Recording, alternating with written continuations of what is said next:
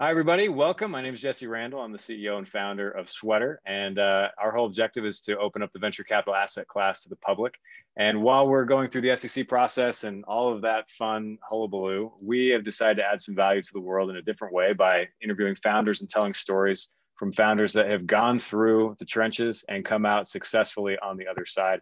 So today I'm excited to have the founders of ManlyBands with us today. And I am really stoked to get this whole story laid out because I love your brand. Oh, thank you. Thank you very much. Yeah. Yeah. So you guys are located in Utah, right?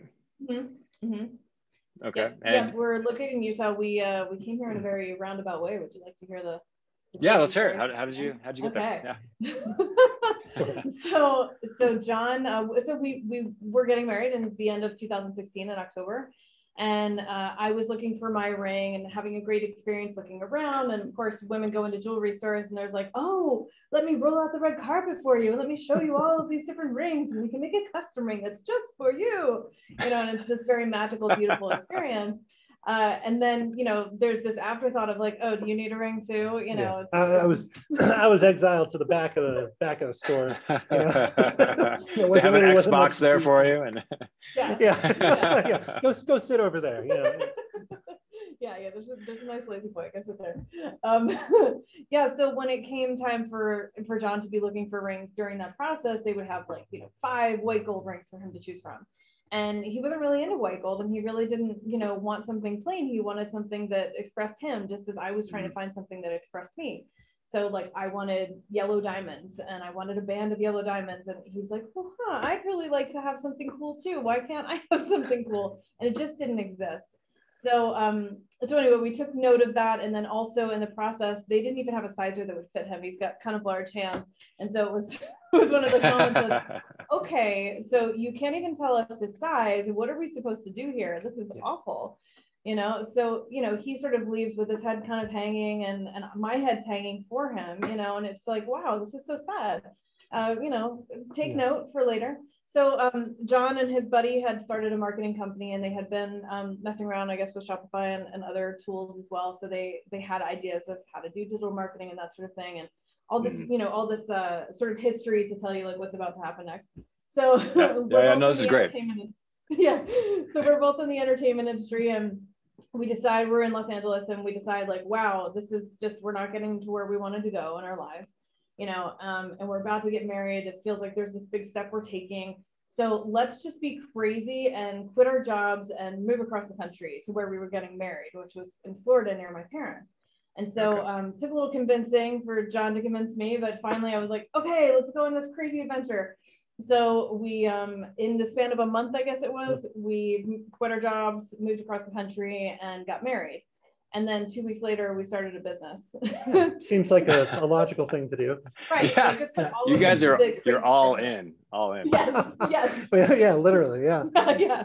We're completely all in. Yeah. And so we, once we got there and kind of got settled and figured things out, we were like, okay, well, now it's time to get a job. We got to pay rent, So we kind of put our heads together and we said, let's try to solve a problem that we understand, something that, means something to us, that we can maybe fix for other guys. Or other people. And so we said, well, let's talk about some of the problems we've had. So we were discussing the wedding process in general, and specifically that experience that I had at the jeweler and how terrible it was.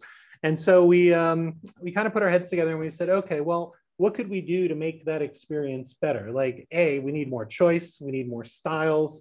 It should be something that we find interesting, maybe wedding bands that are just a little more manly. They're not as classical, something that maybe has some deer antler in it or some other exotic materials that just kind of make it cool, And so we put our heads together and we came up with the idea for ManlyBands. And we set out to kind of solve that problem of not being able to find a really cool and fun band that you can connect with, that's affordable, has great customer service, all the usual business ideas. And ManlyBands was born, and it's taken off.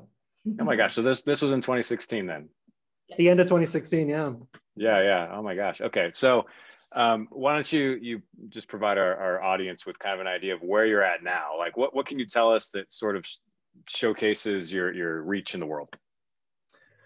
Sure. So back then we started, in Florida, and it was a very small operation. We were doing it out of our garage, taking a few bags of boxes and orders to the post office every day.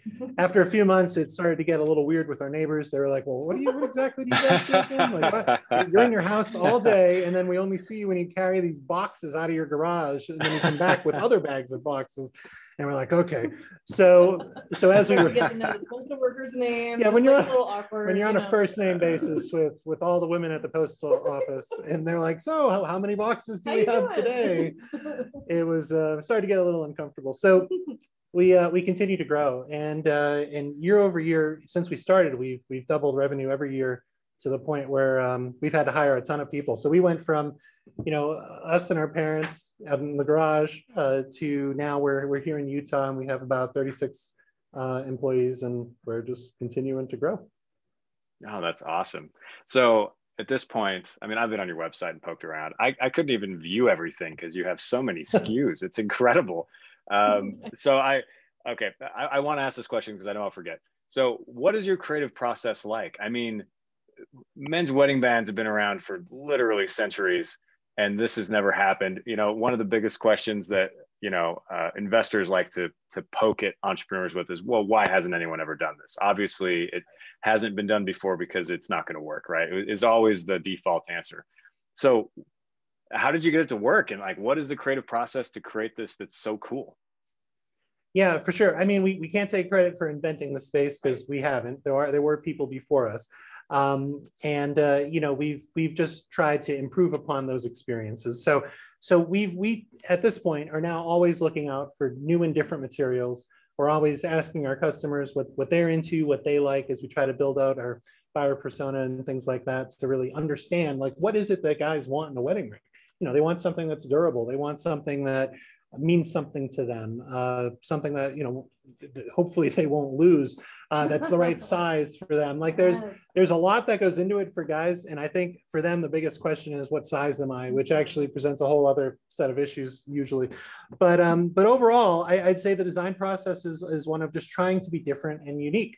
And we do a lot of product testing. We put a lot of different designs in front of people. I think right now on our website we probably have over 300 different styles across probably 15 or 20 different materials. And we do everything up to and including custom rings. So if somebody comes with us with their own idea, we can probably do that for them as well. But from the design standpoint, that's Michelle's world. So I'll let her explain that. Yeah, I mean, it's been a really fun process to kind of dive into what was being done and what seemed to be working and what wasn't working for the customers. And then just starting really in the beginning, it was about engaging with the customers. Okay, what are you looking for that we don't have? If someone would come with a custom request, do you do custom rings? Because in the beginning, we didn't have the capacity to do it. I mean, it was John and me and my mom and dad, I mean, every night we'd have dinner and then we'd ship boxes for the next couple hours after that. So yeah, as we've expanded more and more designs, it's really fun to add all these different kinds of wood too. I mean, something as significant as koa wood, from Hawaii is really significant to somebody. Maybe they're getting married in Hawaii or having their honeymoon in Hawaii, so that they want that in their wedding band. Or like dinosaur bone we have now, and meteorite, and we just started doing wine barrel inlay too. So we really just try to, go through all kinds of like fun stuff to find things. And I think it's also important for us to kind of connect with our customer. Like, in their world, for instance, we just did a partnership with Jack Daniel's, which has been fantastic for the business. And I think a really, who doesn't love the Jack Daniel's persona? Like, it just, to us, it kind of exemplifies, okay, this is manliness, a guy with some whiskey. If that's what he's into, that's great. So we can take an actual Jack Daniel's whiskey barrel and we break it apart, and we can use the wood inside our rings, which has been really awesome. Yeah, that's fun to do those. So how on earth do you get your hands on like dinosaur bone and meteorite? So dinosaur bone. So the way that we get it, actually, a lot of museums, they put together these, structures for the dinosaur. The dinosaurs, the exhibits. Exhibit, thank you. Yeah. So they're putting together the exhibit, and a lot of times there's little pieces of bone that are left over, things that they can't use. And so that's what we use, and we grind them down. And what's really neat about it is they come in sort of 3 different colors, because it really depends where the bones were laid to rest. So you'll either get the sort of like clayish kind of color, like a reddish brown, or you'll get like a black, like a gravelly kind of color, or like a tan color, like a sandish kind of color. So it really just kind of depends where in the world. Yeah, it's really neat. It's super neat. Yeah. Yeah, I mean, the creativity involved is just fantastic to me, to kind of, reinvent a category. And granted, right, there's competition and maybe you weren't the first, but I mean, the ability to still create like this is awesome. So we'll get into, I want to talk more about like the very earliest days, right, of how you actually ended up setting things up and getting this off the ground. I mean, so I guess there's a couple of angles there. I think I'd like to ask you to tell us about how you got your first product built and what you started with, because presumably you guys were not ring makers before this moment. No. So how you started there, and then I wanted to hear more about how you really put yourself out there and how you found success actually selling online. And then, of course, those two things come together. So why don't we start with the product side, and how did you get in the product? Sure. That sounds super intimidating to me. it was in the beginning. So I had some experience with sourcing products and working with manufacturers and things like that from a previous job. And that experience was really helpful. So what we try to do is work with the best possible people we can find. So we actually have partnered with a number of manufacturers around the country. Here in the US, about 80% of the rings that you see on our website are made right here in Utah. We also work with companies in China. We work with companies in Canada. We work with folks kind of all around, depending on what it is we're looking to have done. So in the very beginning, it was all about kind of connecting with those types of manufacturers that we could work with that would make stuff with the materials that we wanted, at a cost and a pace, a speed that we needed them to be able to deliver these rings, not in, 5 weeks, but in a week. So that was kind of a critical thing for us. So Michelle did most of the design work and I did a lot of the sourcing work, and we kind of put our heads together and we're able to kind of get started that way and, purchase our first set of inventory, or in a lot of cases, even do some stuff made to order. Yeah. Yeah. And I think it was really important too, to do some competitor research and see what people had, what they didn't have, what we thought, this new brand was going to be, and what we wanted it, the products to represent, like one of the first rings we had is called the Model on the site, and for us, it was just really fun to be able to throw a splash of color in there. Like no one was really doing that. And we thought, wouldn't it be really fun just to start like throwing some colors? Like maybe there's a color that has meaning to you. And then, we started with the koa wood. Okay, let's throw, like we have a ring called the Cowboy. That's one of the popular rings on our site, and it's got koa wood, but it's this black ring, and black became a trend. And so you're doing that competitor research, seeing what's important, what people are wearing, and then taking note too, because we had so many friends getting married at the same time too. So it's like, what's your wedding at? Ooh, so it was just kind of your eyes were just open to, and laser focused on this. I need this information, So it was fun. Yeah, it's like, yeah, for the second part of your question, like how do we kind of get the exposure and get it out there? We did a lot of paid media at first. We spent a lot on Facebook and Google. Since then, we've diversified substantially. We have a multi-channel approach now where, we're on television, we're on display ads with Outbrain and Taboola, Verizon. We're kind of all over, podcast, YouTube. So we've tried to really not rely on only one channel. And what we found is just from a brand awareness standpoint, it's actually really helped us grow. And of course, the organic component has increased because we're now kind of everywhere, which is really great. Mm-hmm. Yeah, it's great. So I want to talk tactics. Let's get like really specific on the marketing stuff. So, I mean, if we just examine like your first 6 months operating, so let's like really get in the weeds. Like, what did that look like when you first threw up your first site? How many SKUs did you decide to launch with? What were the failures like? What were the like all that stuff? Like, let's really get into that first stage, because that's the most intimidating thing for founders is how do I even start? And what do I expect when I first start, right? Because I think a lot of people would look at you and say, well, look how successful they are, right? Like, I don't know that I could be that successful, not realizing what it's like really in the early days. Yeah. Right. Well, I would say, the big thing is test everything. And for us, that was, we had just had a wedding. We didn't have a lot of savings. We had just paid for the wedding. We were using my credit card. We didn't take on any funding. We definitely took on debt. Yes. So it was scary. So to your point, a lot of entrepreneurs think it's scary because it is. And I won't deny we were scared. So, but I think that kind of fueled our passion to really do everything we could to make it work. So, we got our website up. I have a little bit of a background in web design, so we were able to get a very simple version of the site up, very different than what it looks like now, and just start testing products. So we made sure, or really made an effort to not wait until things were perfect. And I think as an entrepreneur, that's something it's really easy to get stuck on as you're developing new ideas and new projects. You know, it's like, okay, I have to make this perfect before I launch. And I think that sometimes that can lead to like an analysis paralysis as you're trying to figure out, okay, is it ready? Is it perfect? I'm a big fan of just testing, you know, an MVP, get it out there, you know. So we built the website. Michelle was working on some designs, and once we started with like 20 SKUs. Yeah, we started out with about 20 products, and then, you know, it was interesting because then we had to sort of like figure out, okay, well, what are the popular sizes? Because that's true. Buy all kinds of sizes, you know. And that would be my biggest advice. Do not pick a product that has sizes, because it is awful. It was a challenge, yes. but once we got them up, you know, we had purchased a small amount of inventory so that we had what sizes we thought were going to work on hand. And then we started marketing. So, you know, I would get in my little office with my camera, take some pictures. Michelle would write some copy, and we would just kind of go from there, and then start fulfilling orders. And, you know, we were really lucky. Things are a little different now with Facebook. It's a lot more expensive to advertise and to get a customer. So back then when we started, it was a little bit more of the Wild West in the sense that we could get an ad up, get enough exposure to get some learnings and really kind of test different ideas and creative. I feel like today it's a lot harder. I'm not a Facebook ads expert, but it's definitely more expensive. So, but that's how we did it. We just tested, iterated, and kind of moved our way forward slowly.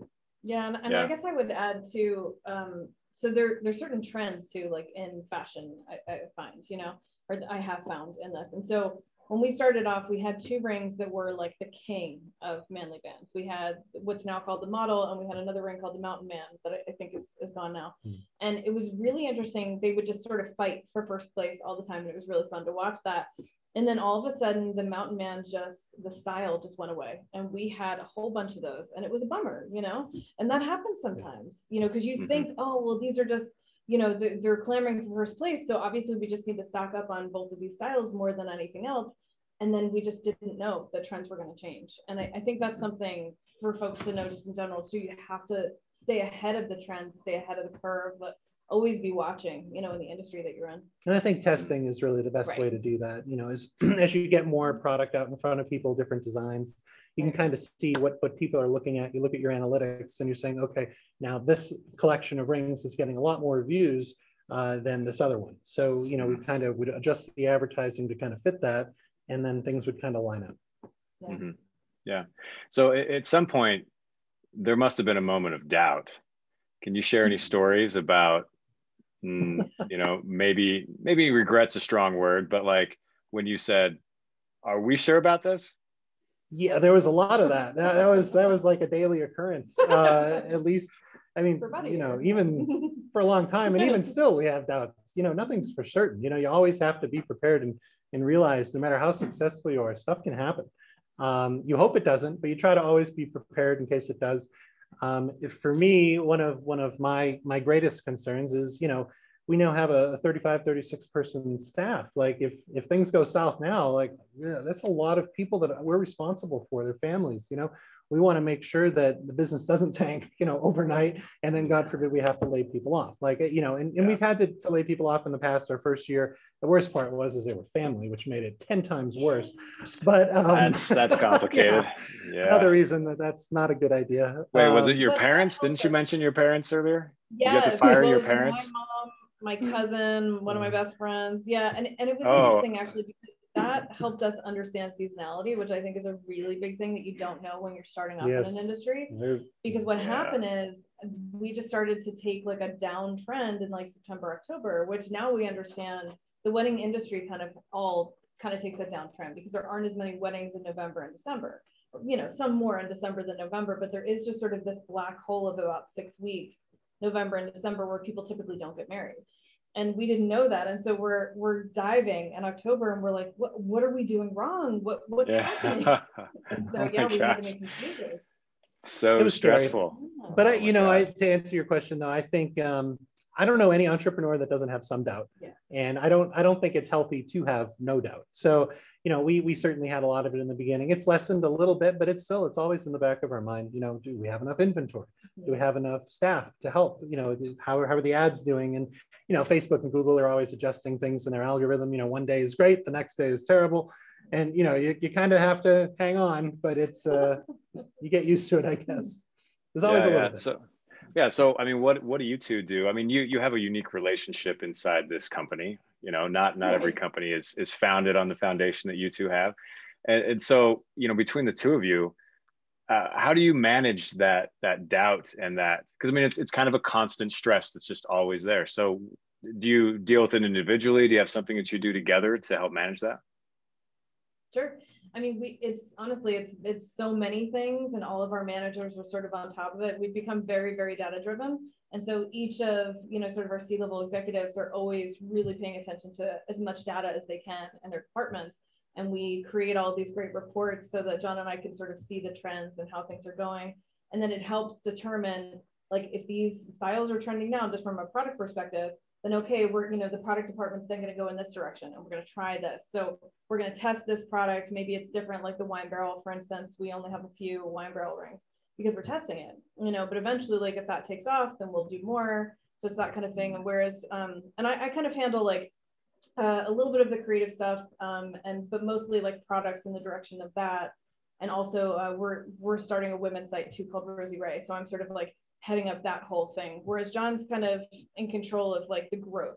I'm sort of operations and he's the growth. And that's kind of how we separated the CEO role, which has been really helpful because I cannot imagine one person doing a CEO role. And obviously people do all the time. I don't, my head would explode, but it's fantastic because his brain works a certain way and mine works another. I'm very detailed and he's very big picture. And I think it just makes it work well. Yeah, for us, it works really well. Yeah. And I think, you know, the other part of kind of managing that doubt from, you know, from the top is, you know, surrounding yourself with a good team. And, and for us, that's priority number one. You know, we have to make sure the people who work with us are, you know, absolute rock stars. So our hiring process takes quite a while generally. And we've been really fortunate to find and be able to work with the most incredible people from the creative team all the way, you know, up to our president. Like, we're very lucky. And having good people, surrounding yourself and making sure that, you know, they know what to look for, they understand the brand, and we can all kind of collaborate together. That really helps with that doubt because, you know, okay, well, it's going to be okay because I'm surrounded by amazing people. Right. And it becomes a lot more fun too, because you're all doing it together. And it's this beautiful sort of collaborative atmosphere, you know, that we've tried to create, I think. You know? Yeah. And, you know, we do not, there's no question, we do not know everything. Like, you know, we are not those types of leaders. So we understand that, and our team understands that. And, you know, we go to them for advice in many cases. And our goal is not to be the smartest person in the room, but it's to surround ourselves with many smart people. Mm-hmm. Yeah, that's awesome. And it's fun when you know you found someone that's smarter than you, and they still choose to work with you. Yeah, oh, exactly. Yeah. You know, well, and what can happen when that happens too? I mean, we brought on a president about a year and change ago, Marshall, who's just absolutely incredible. And there's so many holes that he's able to fit in that we didn't know, and that just make our ideas so much better, you know, and Stephanie, our CMO, is just incredible too. Like, they just are incredible people who are specialized in their own specific way. That's great. So if we could step back, you know, and talk more about the financial side of things. We don't need to get into like specific numbers, but obviously it's not free to start a business. I think you kind of alluded to earlier that how you may have financed things. But I mean, there's multiple facets of this, right? I mean, there's financing the business itself, but then there's also personal financial survival until you get to a point where the business can actually take care of you. So could you tell us more about that? Like, in your experience, like, I mean, how long did you hang on for, right, before the business was really covering your own needs? And what was your plan in the meantime to make sure that, you know, you could cover your rent and all that kind of stuff? No, it's a great question. And I think for us, you know, in the beginning, we were lucky. We were able to stay at Michelle's parents' house for a few months after we'd gotten married to kind of get on our feet. They were super understanding and helpful, you know, understanding that, you know, hey, we are starting a business, we don't have jobs. So they were very willing to let us stay there. So that was a huge burden off of our backs because, rent is expensive. And, when it came to the business, we were able to get profitable pretty quickly. And I think we were able to do that because we really ran it very lean. Yeah. We made sure we really didn't have a lot of overhead when it was just us in the beginning. The website hosting fees, it was really advertising. We did all the customer service, and the shipping and whatnot, but it really wasn't too terrible, inventory and things like that. But we ran it lean enough that we were able to take enough to pay rent and then put the rest back into the business. And I think that investing back into the business is really what helped us continue to grow at the rate we did until we could afford to bring on more staff and, test more products and test different types of marketing channels and things like that. A lot of testing and keeping things as lean as possible. Yeah, and I think speaking of testing, it sort of tests your stamina too, because there's sort of like these 18-hour days that I'd say like maybe the first like 6 months was just, okay, keep pushing. I mean, I was the only customer service rep and doing all the copy on the website and, naming all the names and stuff. And John was doing all the ads and everything. And it was just, okay, like we are it. So we have to just make it all happen. So yeah, having that stamina for a little while is really helpful. Yeah, that's awesome. So, like you mentioned that you started bringing on employees and a lot of it was family and stuff. You made a move from Florida to Utah. So what prompted that? And, why come back to Utah? Sure. So, it was an interesting situation. So we had grown to the point where our entire team at that point, I think there was eight of us roughly, everybody was remote. So we were prepared for 2020 when it happened. So everybody was remote, and things were going great. We had our inventory had moved from our garage to 3PL at that point, which was assisting us with shipping and processing returns and exchanges. And we were basically doing everything just from our home office on our laptops and didn't really need to travel too far because everything, we'd QC the rings, make sure that they were good, and then send them off to the 3PL. So we said, all right, well, why don't we try to figure, our rent was coming due, lease was over. And we said, let's see what else we want to do with life and where we want to settle down. We love Florida, but we knew there was a big world out there. And our CTO, Scott, he was in Palm Springs at the time. And he goes, we're a remote company. Would you mind if I lived in an RV for like a year and just traveled around? And we said, no, that should work fine. How about we go with you? and he's like, yeah, that's great. So we got like an old beat up used RV and we said, okay, let's do this. This is gonna be a great story. It's gonna be awesome. Well, let me tell you, we didn't have a single campfire because we were so busy working. It was basically a mobile office. It was the most depressing camping experience, I think, of anyone I've ever known. Like it was rough. We had a great time. We drove around and then we worked. Then we drove somewhere else and then we worked. And it sounded awesome. It sounds so cool, traveling around, living out of an RV. But when you have a really fast growing business, it's kind of makes things a little difficult, especially when, Michelle's in the kitchen of the RV on the phone and I'm hiding in the bedroom on the phone so that we don't talk over each other and hear each other and all that stuff. So that was interesting. So anyway, we did it for, I think, 5 or 6 months. Mm-hmm. It was a fun and different experience, but not great for what we were doing. So we had some meetings here in Utah and we came here and we just kind of fell in love with the area, with the entrepreneurial spirit here is just amazing. The people are amazing. And it's beautiful, mountains, lakes, deserts, skiing, everything is here. And so we said, all right, let's take a break. Let's settle down. The business is exploding. Why don't we, maybe it's time to get an office and get some more help. Mm-hmm. And so that's what we did. We were able to sell our RV and we got a house and here we are. Well, and also too, we started making the commercials too. I don't know if you've seen some of the commercials that we did with Jay creatively, but we're looking for a company to make some funny commercials. We were like, that is on brand. We'd seen things like Squatty Potty. We wanted to, work with those kinds of guys. And we found Jay and met with him and loved him and decided, okay, let's make a commercial together. And then we realized, whoa, okay, next week we're making a commercial with Jay. Oh man, I guess we're really not going anywhere. And then it just kept going and going, and we needed to be in town for certain things. It just made sense to stay. So then you start kind of looking around and being like, wow. And we were just in Boulder and in Colorado, And we were like, wow, I mean, it's amazing how beautiful the mountains are here. And the price of housing was so, you know, inexpensive, I guess, compared to Los Angeles. Yeah, well, Los Angeles and even Boulder too. So, you know, it was just one of those like, hey, let's give this a shot. So yeah. we landed. So how long has that been? Was that recent or? Year and a half. Yeah. Almost Oh, exactly. that's all. Okay. June of 2019. Yeah. Yeah. Oh, that's great. Right in the middle of the pandemic. How exciting. Yeah. Yeah. Thankfully, we got settled before pandemic happened. Yes. Yeah. No kidding. No kidding. Well, I love the videos you guys made with Creatively. Thank you. Yeah. The you know, if how did it go? Like if we don't have a storefront, but if we did, guarantee it would look like this. It's just like the whole thing is just perfect. So I love what you guys have done, and I love Creatively. I love Jay.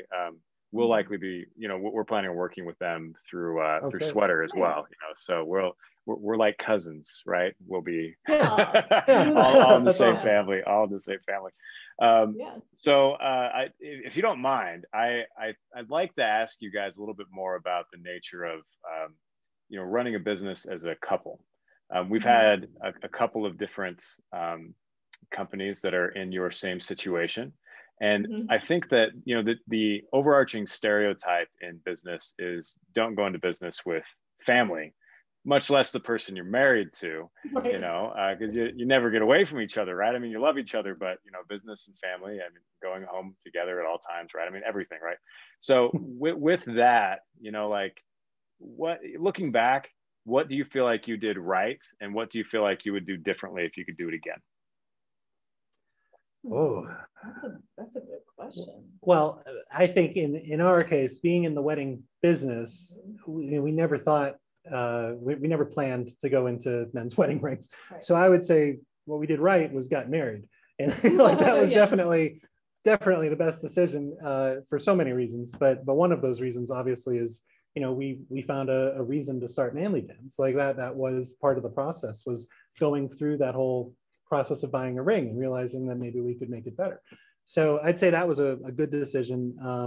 But you know, it's not without its challenges. Like, you know, like people say, you know, it is. You know, oftentimes we, you know, you work a, you know, long day, and you know, then you continue to, you know, it's the kind of thing where it can be challenging. But I think we've divided up responsibilities enough that really hasn't been a problem for us. We've been super lucky. I've heard horror stories, but you know, Michelle and I think it works for us. Like, it does. Our brains just work so differently. So, you know, just the way that our brains work, John went into marketing, I went into products and operations, and it was just, you know, you have to have a detailed brain to go into operations and to make things smooth and to fix all the problems.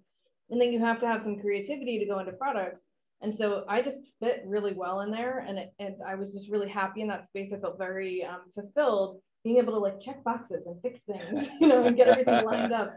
And you know, John's world was very much like, you know, reaching out to people, and you can probably comment to him more, but he just understood that world so much, and I just totally didn't. So it was like a blocker for me. I think it's also, and this also works with marriage, like. You know, you have trust in a marriage. And I think in our case, even beyond the trust of the marriage, we have trust in the business. Like, I know that whatever Michelle's working on, like I trust that's great. Like, I don't need to worry about it. And she trusts me with marketing decisions and things like that. Like, we don't second guess each other, you know, unless it's some major thing, but you know, which rarely happens.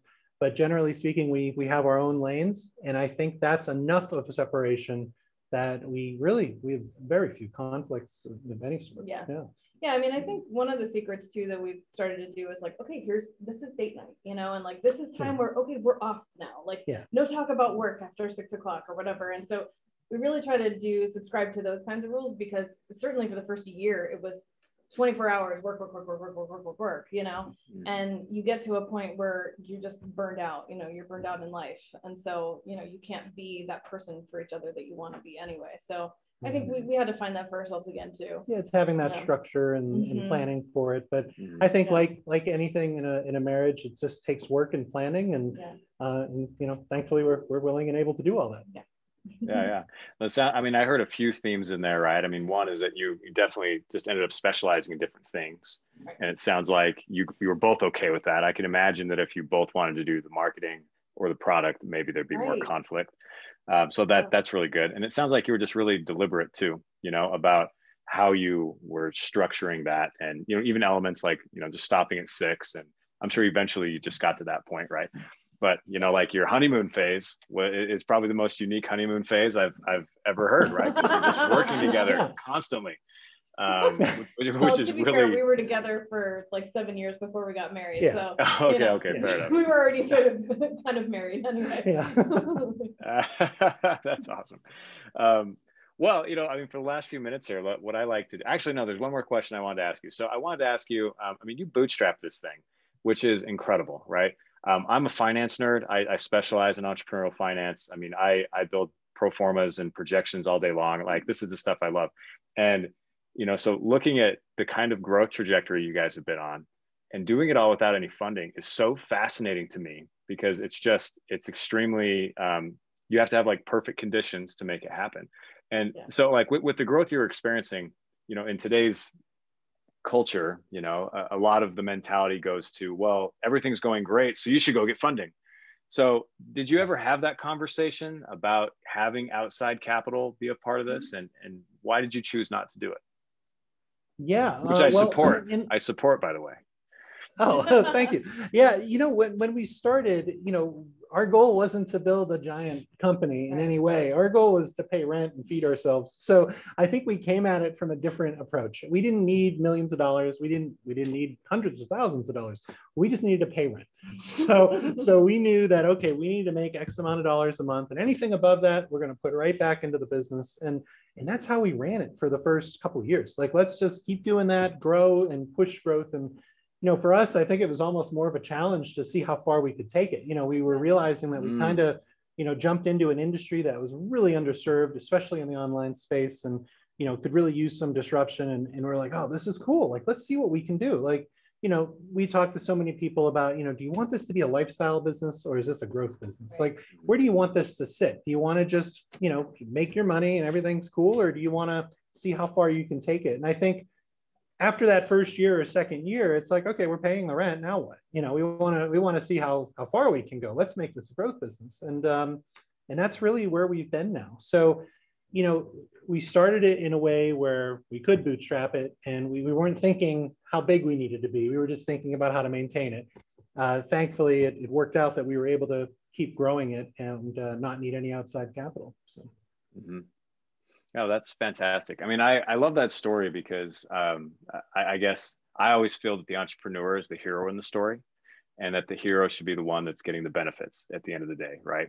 And many times when you bring in outside influence, the founders can often be put on a different pedestal that's not necessarily the hero pedestal, even though, you know, you are the ones that are creating the value, and you're the ones executing it in the trenches and making it happen. So I'm a huge fan. I always advocate to founders to go as long as possible before you bring in outside influence, because at the end of the day, right, it is influence, and it's you know, if you want to build your dream, it's got to be on your own plate, right? And you got to be the one that has the ultimate influence there. So thank you for commenting on that. I just sense that's really important for people to hear.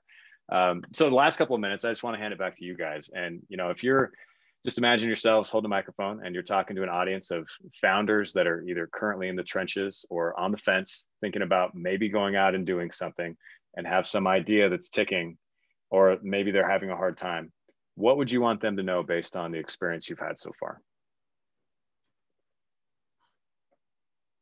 I think there's a lot of believe in yourself, you know, and give it a shot. And just because it's sitting there and you don't, like John was saying earlier, you don't have the whole thing baked in your head, just get the website up. I mean, I know back in the day, Shopify used to do a trial, you know, for 30 days or something. I don't know if they're still doing that, but I mean, that's how we started. It was like, ooh, let's just give this a shot. And as you're giving it a shot, you start to, because now we have several friends who have different Shopify businesses, and it's really interesting to see them build their business from the ground, you know, and everything will continue to get better and better, but it doesn't have to be perfect when you first put it out there, you know, but have a problem to solve and then listen to your customers. I think that was our biggest thing in the beginning. Yeah. It was so helpful for me to run customer service. And I would go back to John and be like, hey, this person said this. And I was able to just go on the website and change our FAQs or change the copy here, or whatever, or tell them to change an ad. And I think just listening is so awesome. So you put out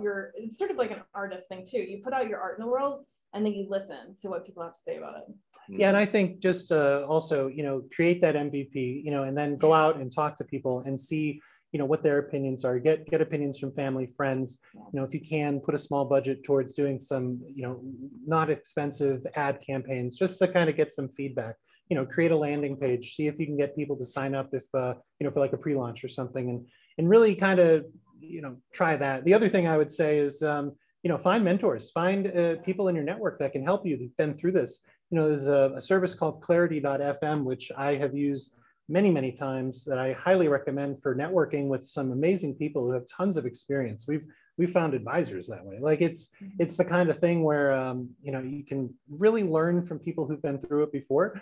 If anybody has questions about the jewelry business, find me on LinkedIn. I'm always happy to talk to people and offer whatever advice I can, if I can provide value. But network. And I think it's so important to talk to other folks. Don't ever think that you know everything, because we don't. And other people have been through this before. And I think sharing experiences and that sort of thing is hugely valuable and very underrated and underutilized right now. Yeah, and I guess one other thing I would add too, I used to find it, I still do, find it very helpful to hear these kinds of stories about how people started, because sometimes there'd be a little spark in that would ignite something in me and go, oh, I can start this thing that I've been brewing because of this thing that this person said. So consuming that kind of information, listening to podcasts and people talking about how they started whatever industry kind of business that you want, I think that's so helpful too. Yeah. And keep watching your podcast, keep watching because this is awesome. Like I'm sure you're helping and inspiring so many people. So this is what people need. Well, thank you. Yeah. And of course we couldn't do it without you guys sharing your stories. So, thank you for being here. This has been great. Thank you. I think that I want to see more businesses built like yours, that are built from the ground up and that have, don't have to take outside funding. I'm inspired by that. And I think that it's the best case scenario for any founder. So I'm definitely rooting for you guys as you continue to go and crush it. I'm definitely every time I see somebody getting married, I'm like, go check out ManlyBands. It's like the first thing that comes out of my mouth, because I love your product, and it's awesome. It's exactly what men want. So thank you again. And we'll get this thing up and out to the public for everybody to view real soon. So thanks again for being here, you guys. All right. Thanks so much. We'll talk to you soon. Bye.